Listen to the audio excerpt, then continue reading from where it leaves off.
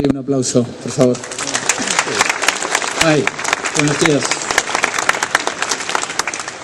So the plan for this talk is to tell you a bit about what's going on in the web, a bit about the past, and a bit about the future. So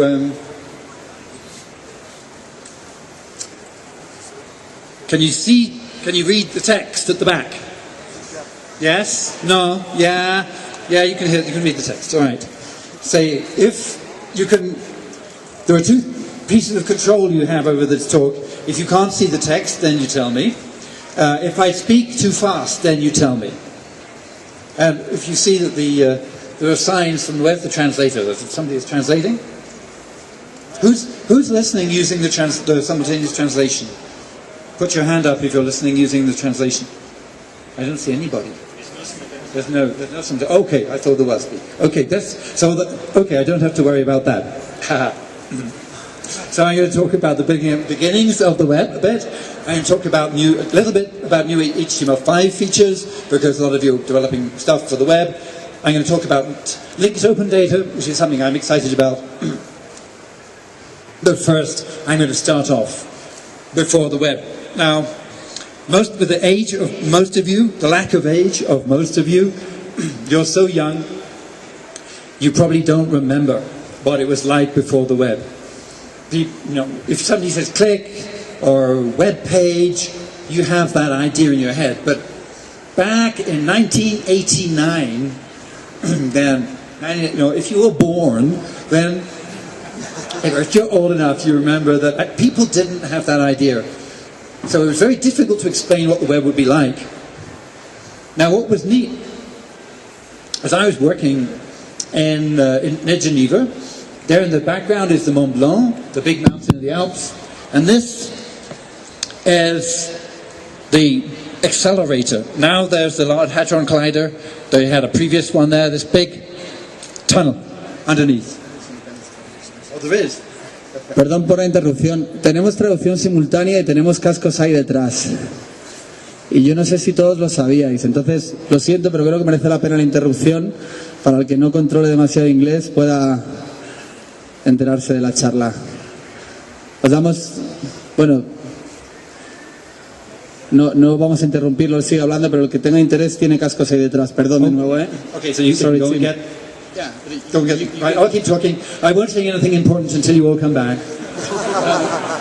So this is a big accelerator, okay? It's in a tunnel underneath the countryside. In fact, that piece is at the top is Switzerland, at the bottom is France, and so all the particles cross the border very, very often as they zoom round, and the things that people build there are these huge pieces of equipment. Each university builds a different piece, and they all have to fit together. So they really need to communicate. They really need an information system. I was working there, I really needed a good information system. They had lots and lots of different information systems. Different networks, different computers. When you connected from your computer to another computer, you'd have to learn how to use that information system to get its information. And then you'd have to write it down on a piece of paper, and then you'd go and find some more information from a different computer about a different piece of the system. So there were lots of people who had the problem, but they didn't realize. They'd been used to having lots and lots of different information systems. So they didn't realize that they had a problem. So the great thing about CERN, though, is that they had lots of creativity, and also they all had computers. These physicists, they had computers on their desks. They were a perfect place for starting the World Wide Web. In fact, my first time at CERN, I was just a contractor, software engineer. I went for 6 months in 1980, and I wrote this program. This is actually, it's got links. When you looked at this, you see it's all in characters. It runs on an old-fashioned terminal, and the links are numbered. And so to follow the link for it, you type in 4, return. And that was so I was thinking back then about the idea of links. But I thought really the most important thing was that the web should work with everything, that it should be universal. In 1989, I made a memo saying this is important, and there was a proposal. You can see what's interesting about, there are two things interesting about this. One, it's the original, this was the cover picture on the cover of the memorandum when I originally proposed the World Wide Web. So it's historically interesting. But, and back then I called it Mesh. I said this proposal is for a system called Mesh. Later I thought maybe Mesh sounds too like mess, and we'd make one great big mess. So I called it the World Wide Web instead. And you can see that this here, I've got lots of relationships between, now I say this document describes this imaginary system, which unifies all these different systems. And the other thing about this is the diagram itself is very semantic web-like. This is like the web of data. It's like the web of things connected to other things. So even though it was a proposal for the World Wide Web and a proposal for a web of documents, it's an example of something looking very like the semantic web, the web of data, that came later. So the design I did in 1990, it was tricky because nobody at CERN could really give me the money to go and do it, but they gave me the time to do it when I wasn't sort of on the side. I was allowed to just program it. I got one of those Next computers, which were very exciting at the time. And I designed the URLs, you might call them. I called them UTIs. Now we normally call them URIs. But these things that start with HTTP. I wrote the HTTP protocol, specification, designed HTML, and the rest, well, you know, it's the web. It took off from then. It was actually very difficult to persuade people, though.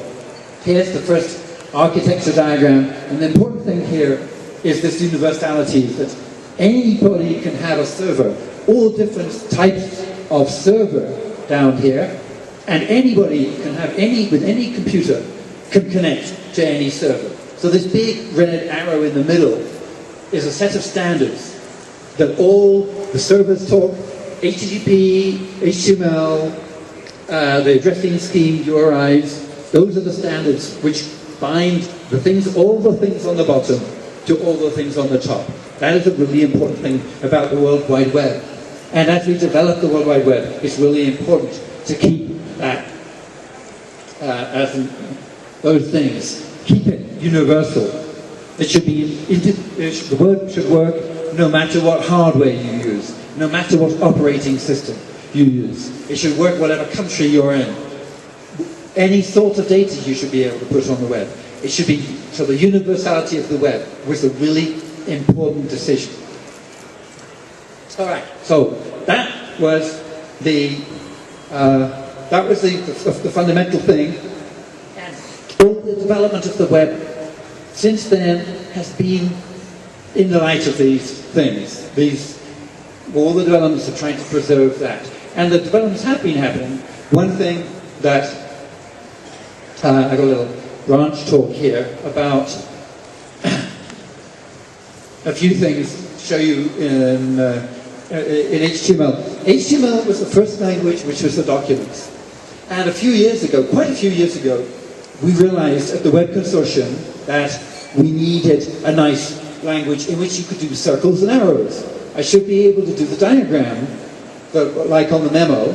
Diagrams with circles and arrows are really important in documents. I use them all the time. In fact, if we didn't have a big stage, I'd probably have a pen in my hand and a whiteboard and be drawing circles and arrows. But you need to be able to put those in web pages. You need to be able to use more powerful graphics in web pages than just HTML.